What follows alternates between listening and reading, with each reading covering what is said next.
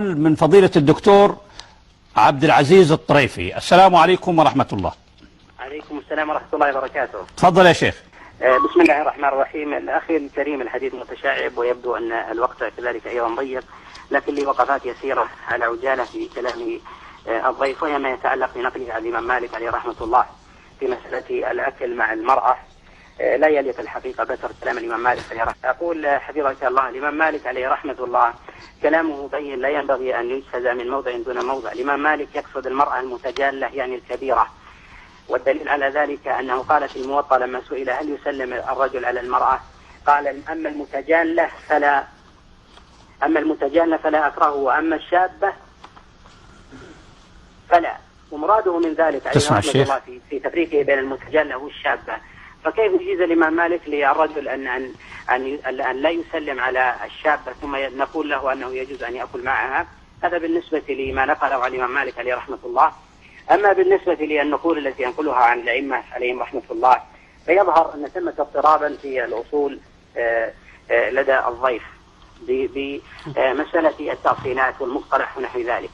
المصطلحات التي يدور حولها من يتكلم على قضية الاختلاط هي لا ينبغي أن يدار عليها. لو نظرنا إلى مصطلح العقيدة لم نجد في القرآن ولا في السنة، مصطلح الصفات لم نجده في الكتاب ولا في السنة، مصطلح التوسل ونحرمه وليس موجود بهذا المصطلح في الكتاب ولا في السنة.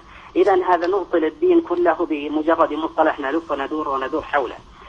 صراع المصطلحات ظلت فيه الفرق والطوائف من المرجئة والجهمية والقدرية، كلهم يعترضون بنفس الاعتراضات. الخلط في هذا الأمر هو خلط عظيم فيه مزلات كبيرة جدا.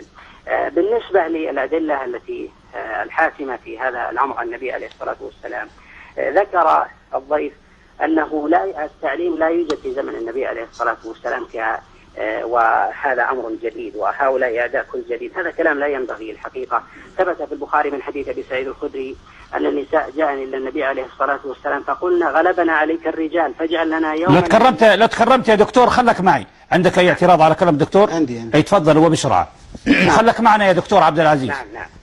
أما كلام مالك من كونه حمله على المتجالة المرأة كبيرة فغير صحيح وتكلف وتحكم، لأن الإمام مالك نص بشكل عام هل تأكل المرأة مع غير ذي محرم، لم يفرق، لم يقل متجالة ولا غيرها، قال ليس بذلك بأس. لحظة أنا لم أقاطعك يا أخي، لم أقاطعك. فقال ليس بذلك بأس، فهذا دليل صريح في مطلق سواء كانت كبيرة أو صغيرة. أما قوله الاحتجاج بقوله غلبنا عليك الرجال فهذا ليس فيه دليل على التحريم أصلا. أيوة. وإنما هو طلب لاستئثار بشيء من الوقت مع النبي صلى الله عليه وسلم، وإلا فإنهن كنا يحضرن في المسجد، فما معنى صلاتهن مع الرجال في المسجد؟ أليس هذا اختلاط؟ يكتفي. تفضل يا دكتور عبد العزيز. روى البخاري عليه رحمة الله في كتابه الصحيح النبي عليه الصلاة والسلام دخل على عبد الله بن أبي أمية وهو عند أخته رضي الله عنهما وعندهما رجل، فقال النبي عليه الصلاة والسلام لا يدخلن هؤلاء عليكن. النبي عليه الصلاة والسلام دخل عليها وعندها أخوها وعندهما رجل، فقال النبي عليه الصلاة والسلام لا يدخلن عليكم هؤلاء. ليست خلوة، مع ذلك أمر بإخراجه من عندها، وهو خبر في صحيح البخاري. كذلك أيضا النبي عليه الصلاة والسلام في حديث في قوله إياكم والدخول على النساء، وسئل النبي عليه الصلاة والسلام قال الحم والحم الموت. هذا بالنسبة للنصوص، والنصوص كثيرة كما روى ابن حبان في كتابه الصحيح من حديث أبي هريرة أن النبي عليه الصلاة والسلام قال ليس للنساء. لا يا سعادة المخرج، زيد الدكتور عبد العزيز الطريفي دقيقتين، لأن اتفقنا على 5. معلش زيدوا دقيقتين ما يخالف. أيوة تفضل يا دكتور. روى ابن حبان في كتابه، أولا لست دكتورا، روى ابن حبان في كتابه الصحيح من حديث أبي هريرة. أيوة. النبي عليه الصلاة والسلام قال ليس للنساء وسط الطريق. ووسط الطريق هذا في حال ما سمعت. قاعد يا دكتور عبد العزيز. أقول روى ابن حبان في كتاب الصحيح من حديث أبي هريرة أن النبي عليه الصلاة والسلام قال ليس للنساء وسط الطريق، وهذا إذا كان في حال الممرات. أين روى البخاري؟ ابن حبان في كتابه الصحيح من حديث أبي هريرة وإسناده صحيح من حديث محمد بن عمر عن أبي سلمة عن أبي هريرة أن النبي عليه الصلاة والسلام قال ليس للنساء وسط الطريق، وهذا إذا كان في الممرات، وإسناده كالشمس إذا كان في الممرات، فكيف يكون في قاعة الدراسة جنبا إلى جنب، وكذلك في مكاتب العمل.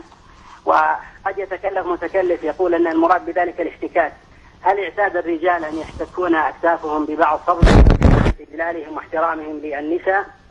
النصوص في هذا أخي الكريم هي نصوص كثيرة جدا وإرادها وهي واضحة جلية، ولكن الأصول إذا أصبحت مختلة لدى الشخص وانتزاع. طيب شكرا دكتور عبد العزيز الطريف.